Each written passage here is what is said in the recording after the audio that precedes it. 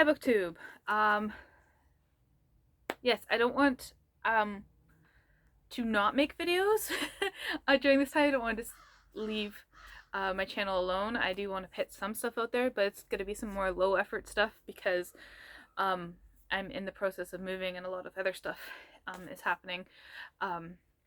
So I just thought I'd do this. I'm not gonna edit these videos. So you're just gonna get me raw. If I make mistakes, I'm gonna make mistakes. If there's birds squawking outside, you're gonna hear the birds squawking outside. Yeah. So this is, I'm calling it my fall TBR. I do have it separated by like October and November, just because I like to read by the month. It's just something that I find works for me. So if you don't know my TBR process, it's kind of new. I think I did it for August. I did it for September, but I didn't end up filming it.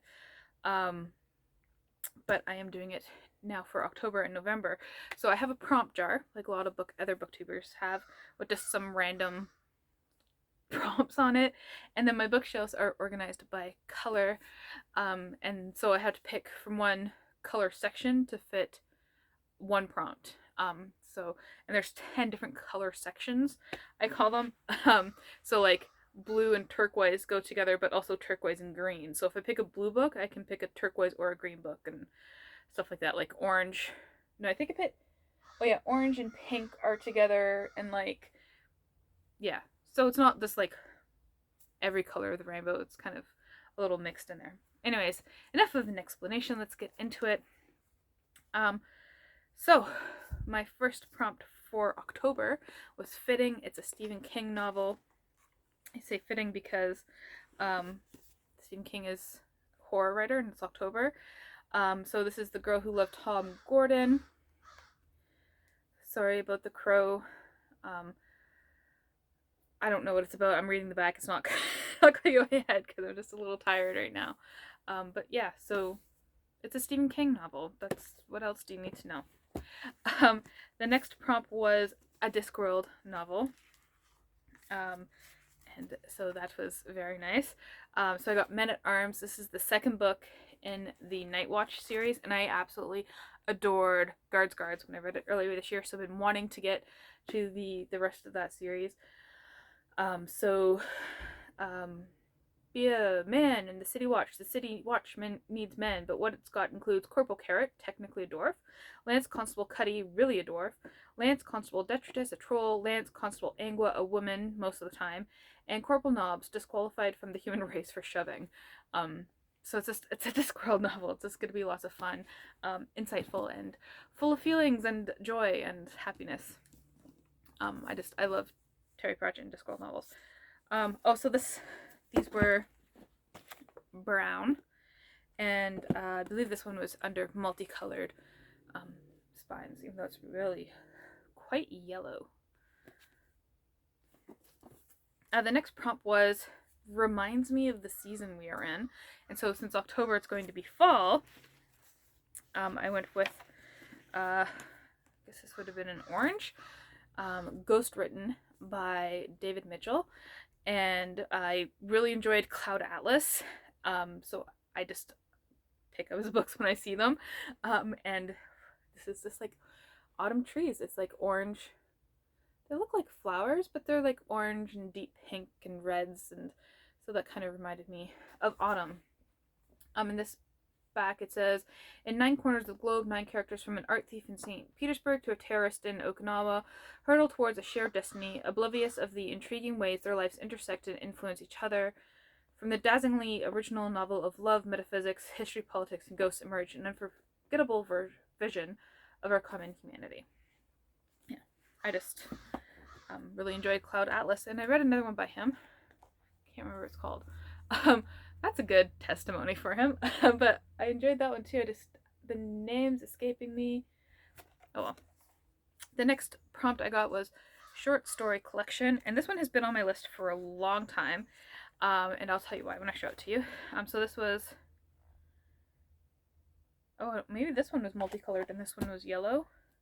I can't remember. I picked these out a while ago. So this is The Bus Driver Who Wanted to Be God and Other Stories by Edgar Carrick.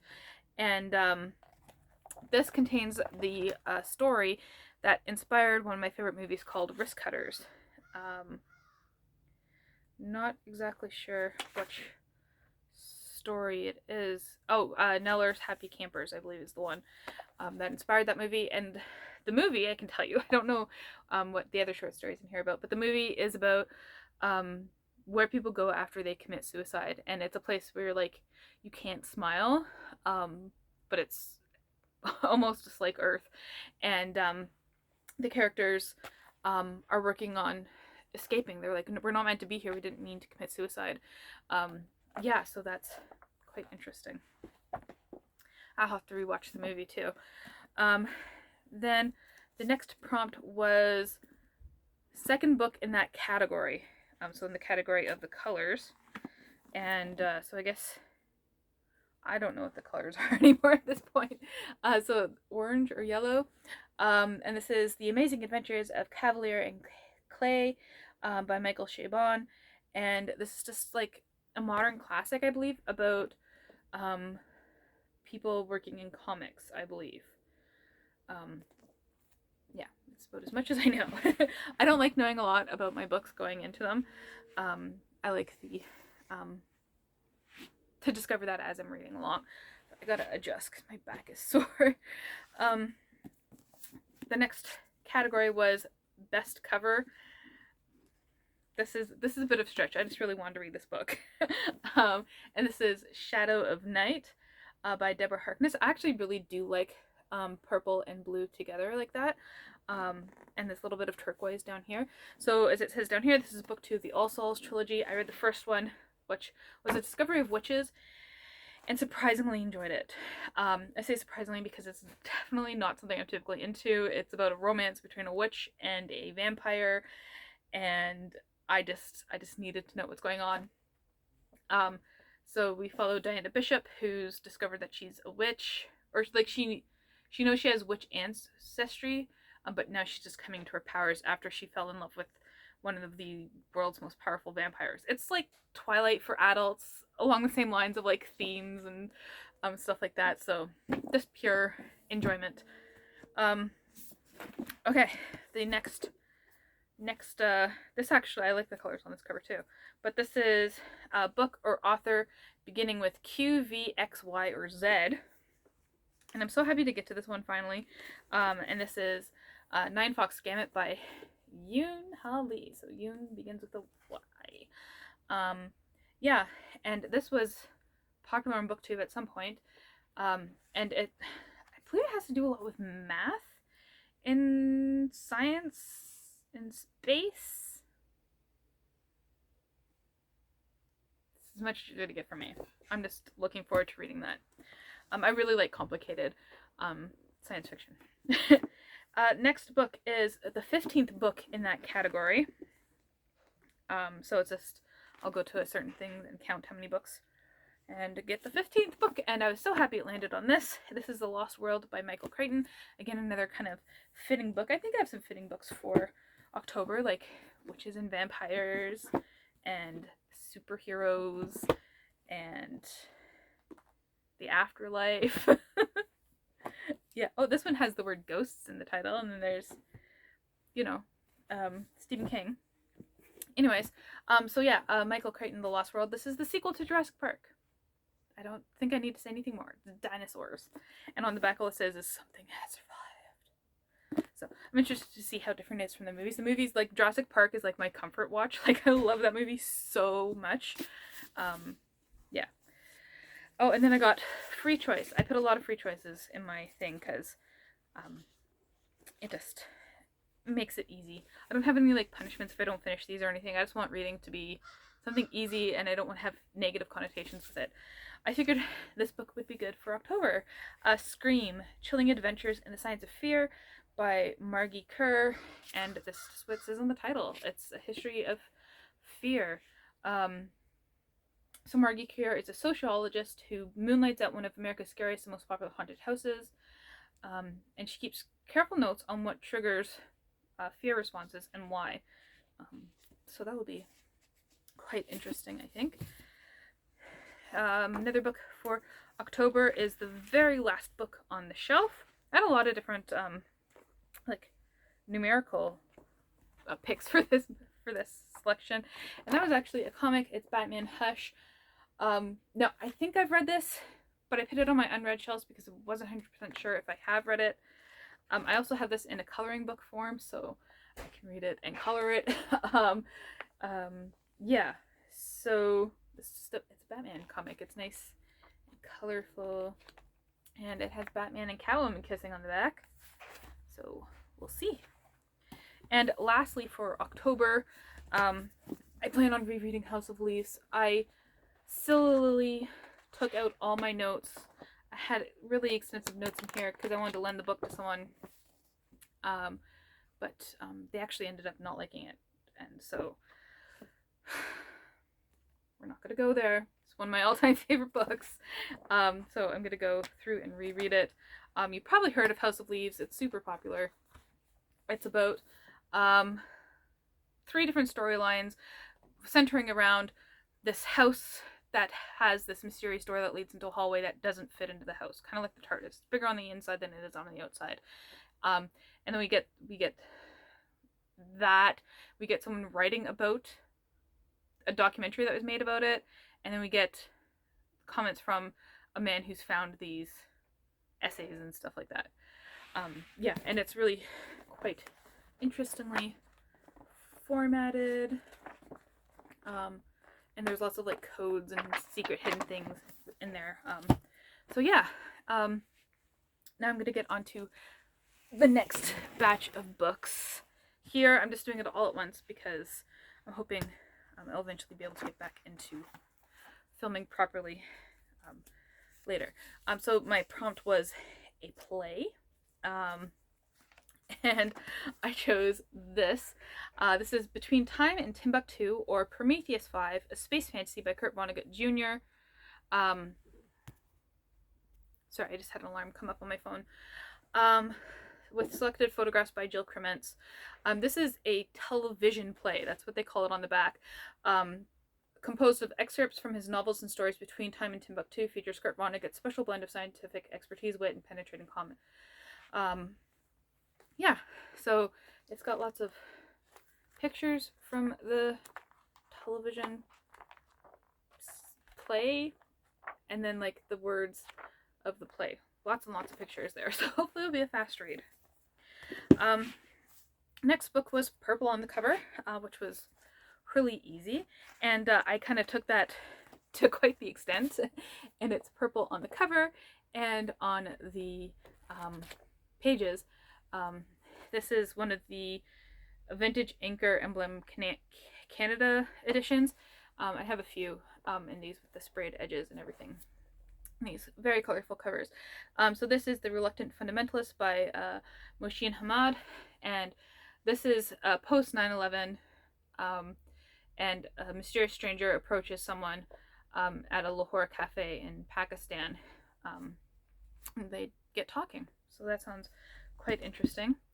The next one was a color in the title, and I thought that was interesting dilemma there until I saw this one called Snow White by Donald Bartham.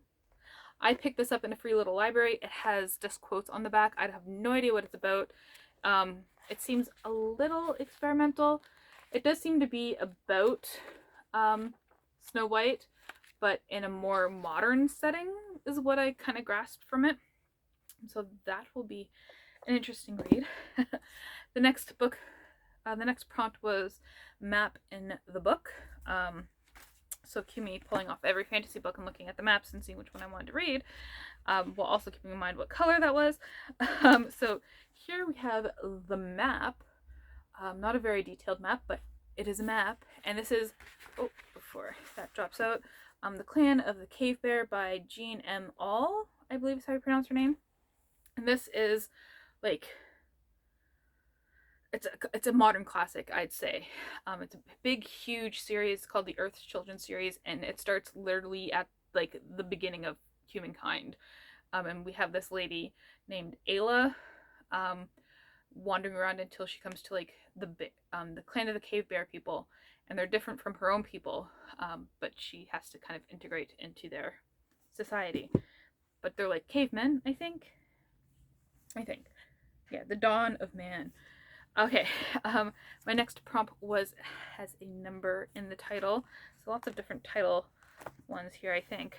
And I'm finally going to get around to The Familiar 2 by Mark Z. Danilewski. So I'm reading House of Leaves in October, and then Familiar 2 in November. And this, I don't know what it's about. It's about a whole bunch of stuff. The first one, but it's at its core, it's about a little girl finding a cat. And this continues the story. It is some of the best writing. Oh, what is this? What is this? What is this? There's some drawings. It's again experimental, and there's a Pikachu head. What else is in here? What else is in here? A frog, but it has a swear word, so we won't show you that. Really cool pictures and stuff. Yeah, just a few words. This is some of the best internal dialogue I've ever read, and how it's formatted and how like people think, because you don't just think in full sentences, right? And it was so fragmented, and the way it was fragmented, I was like, this is how I think. This is on the page how I think. It was so cool. So now I'm excited to dive back into that. And I'm reading another repeat author. So I'm reading Ghost Written in October, and then I'm reading The Bone Clocks in November. And this is for the prompt 24th book from the end of my shelf. So yeah, I'm not entirely sure what this is about. Oh, it's a girl who attracts a bunch of psychics, and then stuff goes on. So yeah, The Bone Clocks by David Mitchell. And I believe I don't buy new books, so I was lucky enough to find this really nice hardcover in a thrift store. And I love the end papers in that. Yeah, this part disturbs me though. Like, I hate when there's like this author just like staring at you. You have the book in your hands. Like, don't look at me. Don't look at me. Yeah. Anyways, oh, I was at the end of the prompts when I came to this end of the colors, and I was like struggling to find a book that fit this. A funny book, because you don't always know a book is going to be funny when you first go into it, right? And I realized also at this point that I had no nonfiction. So I was trying to think if I had a funny nonfiction. Oh, and this book has like something on it. Anyways, I actually got this at the dollar store, I believe. Anyways, this is Moonwalking with Einstein, The Art and Science of Remembering Everything by Joshua Foer. And he enters a U.S. Memory Championship. And it's about different ways of remembering things. But it's supposed to be, it says right here on the back, Foer is a charmer, a crackling mind, a fresh wind. He approaches a complex topic with so much humanity, humor, and originality. So I thought, hopefully it's funny. The next book was a title that doesn't begin with the or a, which is a lot easier to find, but I kind of went with this one. In the Suicide Mountains by John Gardner. I first heard about this from Becky Ford. It's not a normal sized book. It's a bit larger. See? It's kind of cool. And it's not a children's book from what I gather, but it has illustrations in it, and it seems to be a fantasy. I honestly can't remember what she said about it that made me pick it up, but I think like immediately after she talked about it, I went and ordered it. So yeah, must be something in there. It's been a while. Okay, then I needed a book with more than one perspective, and that stumped me for a while because you don't always know if a book's gonna have more than one perspective. So I actually saw this and I was like, that definitely has more than one perspective, and that is Homegoing by Yaa Gyasi. I have not read this one yet. I found it for $2 at the thrift store. Nice hardcover with the disc jacket still intact. I like finding those. So apparently each chapter in this book follows another generation, is my understanding. So we have two women, two sisters. One ends up becoming a slave in America, and the other one ends up marrying a rich man, I think. I think. And then each chapter is the subsequent generations of their family, so different perspectives. And the last book, it was a free choice, and this was honestly the first choice that I made. I'm like, I'm going to fit this book in, whether I can fit it in or not.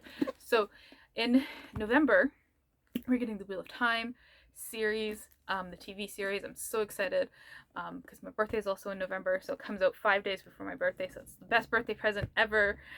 Thank you, everyone who went into that, making that show. That's I'm just so excited. You think I'd be reading a Wheel of Time book, but that's not the case. I'll actually be reading a different Robert Jordan book where he's writing as Regan O'Neill. And now Robert Jordan is also a pen name, which is interesting. So this is another pen name, Regan O'Neill. This was published 1980, I believe. So it was published before Wheel of Time. And this is The Fallon Blood, a novel of the American Revolution. And this was reissued after the successes of Wheel of Time. In fact, it says in here, his best-selling fantasy novels include Lord of Chaos and The Shadow Rising. So they only mention like the first book. Anyways, yeah. So Michael Fallon is the main character. He's an Irishman on the run from brutal English overlords. Makes his way to Charleston, South Carolina as an indentured servant. Blah blah blah. I think he falls in love with his what do you indentured his, I guess it's still, is it still a master? I'm not entirely sure. That the guy's daughter, the guy's working for, he falls in love with her daughter. But there's also the war, the revolution going on. So yeah, I also got that at a thrift store for $2. I jumped for joy when I saw it. I was like, oh my god, that's not a Wheel of Time book by the same author. So yeah, that's my fall TBR. I'm gonna go have a nap, I think. I'm so excited fall is here. I can finally wear sweaters. And yeah. Let me know what you're reading, and thank you for watching.